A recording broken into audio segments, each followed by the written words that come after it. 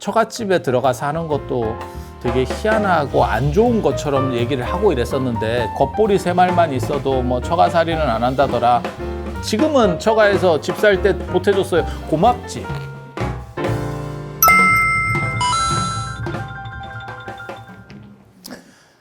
자, 안녕하세요. 오늘은 예전에 결혼제도와 관련된 이야기 잠깐 해드릴게요. 부처님, 이제 부처님께서는 어렸을 때 어머니가 먼저 돌아가시고 이제 태어나자마자 일주일 뒤에 돌아가셨다 뭐 이렇게 나오는데, 어머니가 나중에 돌아가시고 그 다음에 이제 이모 손에서 지난 시간에도 제가 말씀을 드렸지만, 예전에 이게 종례혼 할 때는 사실은 뭐 관계들이 복잡합니다.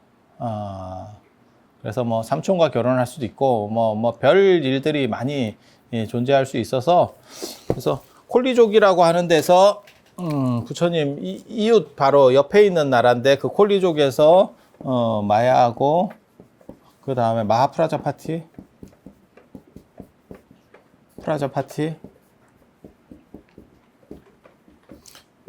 이게 이제 자매인데, 자매가 한꺼번에 정반왕한테 결혼을 오는, 정반왕하고 결혼을 하는 이런 거고, 고대 결혼에서는 뭐 저렇게 세트로 결혼하는 경우들도 뭐 많이 있습니다.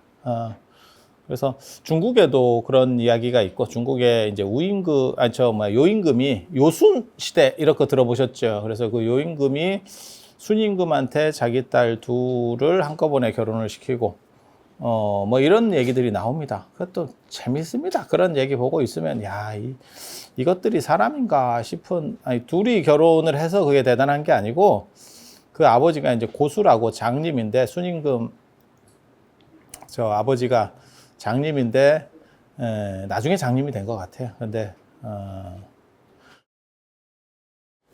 순임금 엄마가 이제 돌아가시고, 죽고, 그 다음에 이제 새로 부인을 맞았는데, 그 부인 밑에 이제 자식이 하나 생기면서, 그러니까 이복동생이죠. 이복동생이죠. 그래서 둘이서 작당을 해서 그 큰아들을 죽이려고 합니다. 그래서 그렇게 죽이려고 이제 우물을 파라 이렇게 해놓고, 우물 파게 해놓고는 땅 파고 들어가니까 위에서 흙으로다가 묻었다는 이야기도 있고, 좀 웃기지. 그리고 그렇게 그래서 그걸 미리 알고 있어서 이렇게 파놨대요.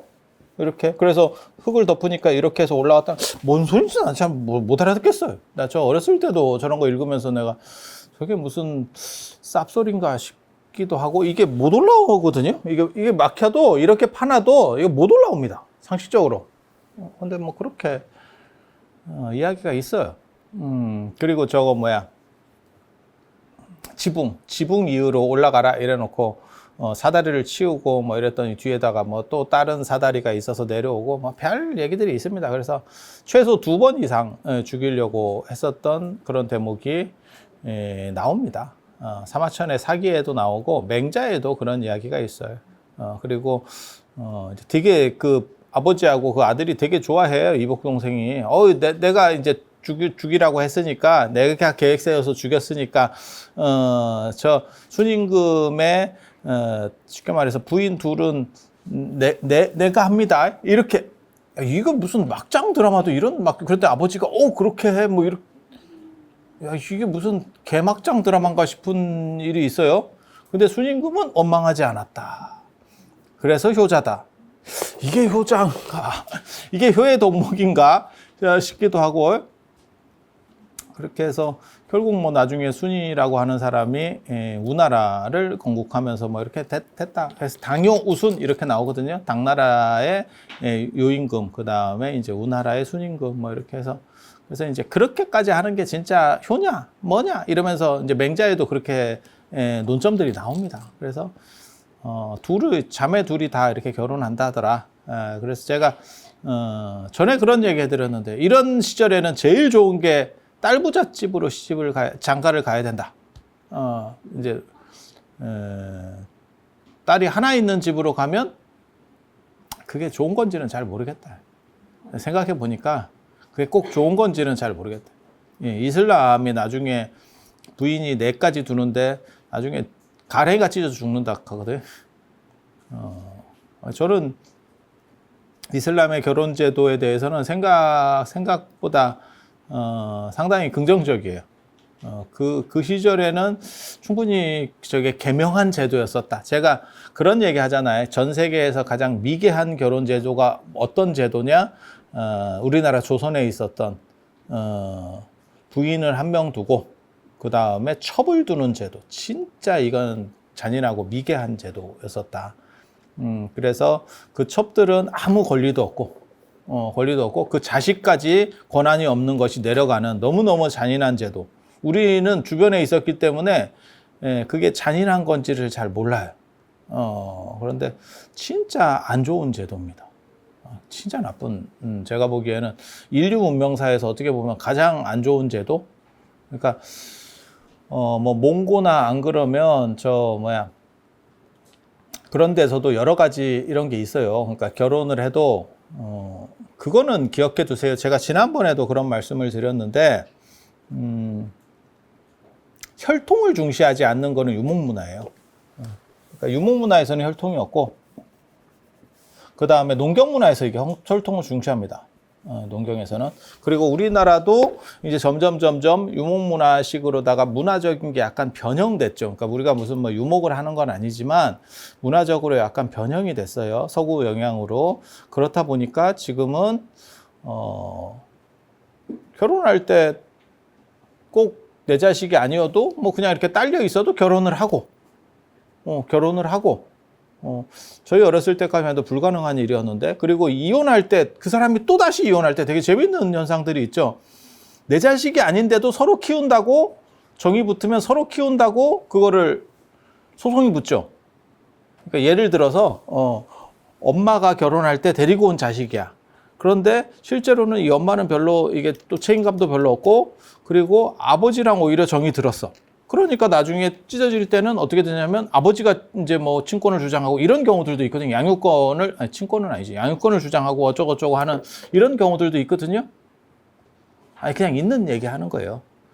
근데 불과 한 4, 50년 전만 하더라도 이거는 있을 수 없는, 처갓집에 들어가서 하는 것도 되게 희한하고 안 좋은 것처럼 얘기를 하고 이랬었는데, 지금은 처가에서 집 살 때 보태줬어요. 고맙지. 근데 여러분 어렸을 때만 하더라도 저도 늘상 들었던 얘기잖아요. 뭐 겉보리 세 말만 있어도 뭐 처가살이는 안 한다더라. 야, 집만 사줘봐라. 처가살이 씨 들어가서 할 놈 7천이다. 물론 뭐 그것도 시골집 아니고 서울집 정도는 돼야 그렇게 들어가 살지. 시골에는 빈집 많습니다. 안 사줘도 됩니다. 그거. 그래서 결혼하기 힘들면 집 사준다고 얘기를 해. 어디라고만 얘기하지 마. 저쪽 강원도 쪽에 가면 시천이야, 시천. 그거 비어있어. 들어가 그냥 대충 살아도 내가 보기에는 별 문제 없어. 그래서, 그게 지금은 시절이 그렇게 된 거죠. 그러니까 뭐 처가살이가 부끄러운 것도 아니고, 그러니까 처가로부터 도움을 받으면 부끄러운 게 아니고 부러운 거지. 예전에는, 그거 있어요. 어저께도 그런 거 봤는데, 남편이 빚이 많았는데, 연예인 얘기하는 거예요. 남편이 빚이 많았는데, 마누라를 잘 얻었더니, 마누라가 다 갚아줬다더라. 그런 얘기를 옛날 같으면 약간 모질른다. 이렇게 봤거든요. 남성이 해야 될 책무? 뭐 이런 식으로. 근데 지금은 뭐라고 다 댓글이 달리냐면, 제주가 좋아. 부러워요. 뭐 이런 거거든. 지금 시절이 다른 거야. 그것도 연상인데 다 갚아줘요. 그러면 그런가? 이러는데 연한데 능력이 있어서 마누라가 다 갚았어요. 자기네 집안 빚까지 다 갚았어요. 신이지. 그래서 뭘 얘기하려고 하는 거냐면 잘못됐다라고 얘기하는 게 아니에요. 그만큼 사고가 바뀌었다라고 하는 거고, 여러분들도 그런 사고에 상당히 유연해졌을 거예요. 그러니까 뭐 이렇게 예전에는 외가에서 도움 받는 것도 별로 바람직하다고 생각을 안 했었어요. 근데 지금은 외할아버지가 상속을 했어요. 고맙지. 아유, 이건 뭐 고마운 거지. 지금 시절 자체가 다 그런 거잖아요. 그러니까 그런 거 안 따지지. 그리고 성씨가 다른 것도, 성씨가 다른 것도 별로 안 따지죠. 그래서 그런 식으로 바뀌는 게 사실은 유목문화라고 보시면 돼요. 그래서 결혼할 때도 부인을, 유목에서는 부인을 열어둡니다. 저는 그게 이제 긍정적이라고 생각을 하거든요. 유목문화와 관련해서 되게 재밌는 게 혈연에 대해서 별로 신중을, 이렇게 농경문화처럼 다 내혈통이어야 된다. 그러니까 우리나라가 지금 이 두 가지가 섞여 있어요. 하나는 내가 사업하잖아요. 그럼 무조건 내혈통이어야 돼. 예. 사업을 하든지 장사를 하든지. 제가 늘상 얘기하는 거 있잖아. 카운터는 남에게 안 맡긴다. 일반 식당도 그 얘기가 그냥 공공연하게 있는 얘기잖아요. 그래서 뭐 자식이 없으면 조카라도 맡기려고 하는 그런 부분들이 있고, 그러니까 그게 혈통주의지요. 혈통주의가 하나가 있고, 그 다음에 아무리 우리나라가 기업이 발전하고 어떻게 해도 그 혈통주의는 못 없어질 것 같아요. 제가 얘기하는 거 있잖아요. 삼성이 앞으로는 어떻게 될지는 잘 모르겠어요. 하지만 일반 사장까지야 일반인도 올라갈 수 있는데, 그러니까 육두품도 올라갈 수 있는데, 회장은 진골이어야 가능한 거죠. 진골 안에서 나오는 거죠. 그러니까 이제 잘못되면 판단을 좀 잘하시는 분이 되면 좋은데, 판단이 잘 못 되는 경우가 있으면, 그러니까 예전처럼 또 자식이 많으면 선택권도 좋지요. 이렇게 얘 똘똘하니까 얘 시키면 되겠네. 그런데 지금은 거의 없잖아요. 몇 명 없잖아요. 예. 그러다 보니까 이제 어떻게 될지 모르는 거죠. 이 상황이 어떻게 되는지 잘 알 수가 없는 거예요. 조선도 마찬가지예요. 임금도 왜 왕조가 결국 나중에 망하게 되냐면, 임금 또라이가 이제 몇 명이 들어서면 뭐 복잡해지는 거죠. 예. 질주가 이제 벌어지는 거고. 그래서 우리나라 대기업도 이렇게 보면, 지금 전 세계적으로 성장한 많은 기업들이 있지만, 그럼에도 불구하고 다 세습을 했죠. 3대 세습, 4대 세습, 뭐 이렇게 다 내려가고 있는 거니까. 그러니까 그런 거는 농경 문화예요. 그리고 지금 우리가 혈연이 다른 사람도 입양하고, 그 다음에 뭐 정들었으면 그냥 키우는 거지, 뭐 이러면서 그런 것도 있었어요. 그 뭐 제가 야리한 걸 봐서 그러는지는 잘 모르겠는데, 자기 자식인지 알고 남자가 키웠는데 알고 보니까 내 자식이 아니었어. 그런데 나중에 그거를 이제 뭐 이혼하고 어떻게 하려는데 애가 너무 정이 들어서 이혼은 하는데 애는 내가 키우겠다. 뭐 그런 경우도 있더라고요. 몰라. 뭐. 근데 그게 생각해보면 요즘만 있었겠나 싶어요. 영국 황실 그 유전자를 조사해 보니까 대부분 다 굴하더라. 이렇게 나오잖아.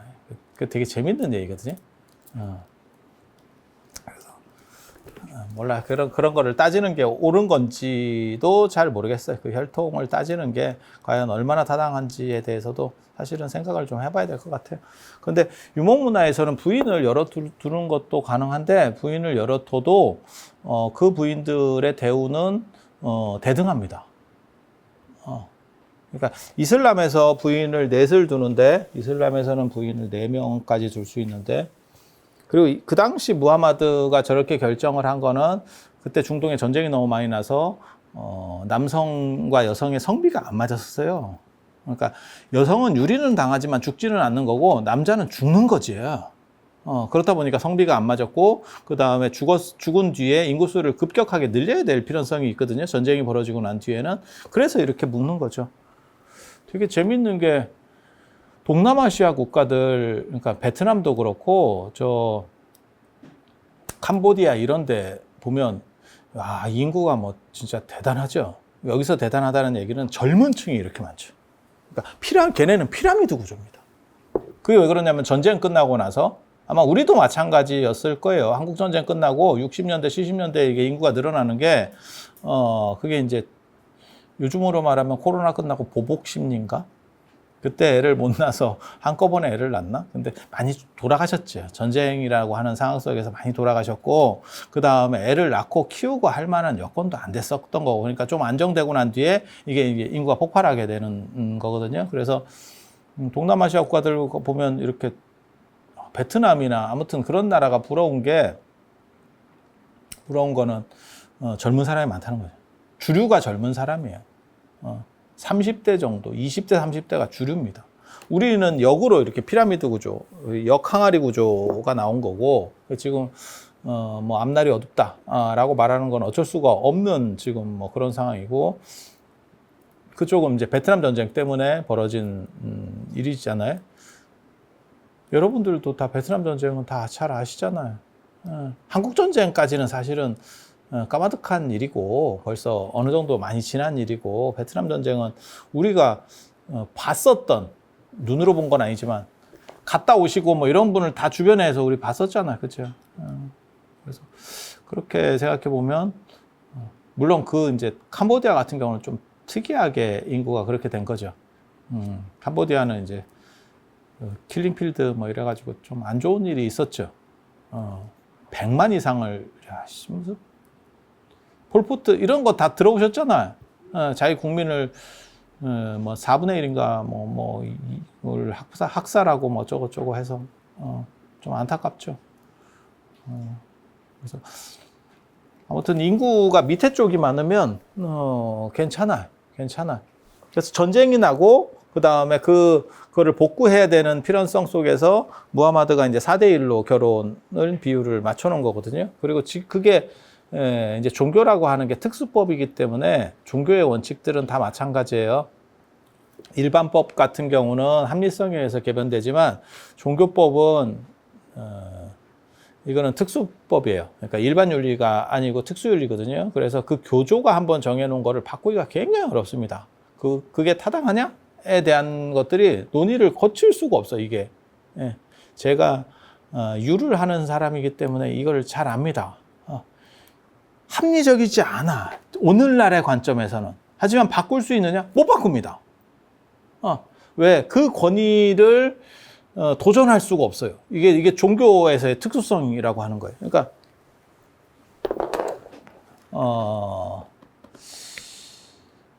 이게 참 애매한 지점이 있는 거죠.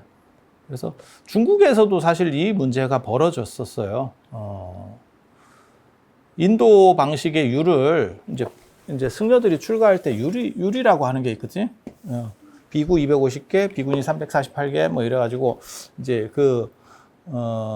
유리라고 하는 계율 조항이 있는데, 저게 인도에서 만들어진 거거든요. 그러니까 인도에서 그것도 2500년 전에 만들어졌으니까 지금 안 맞아요, 현실하고.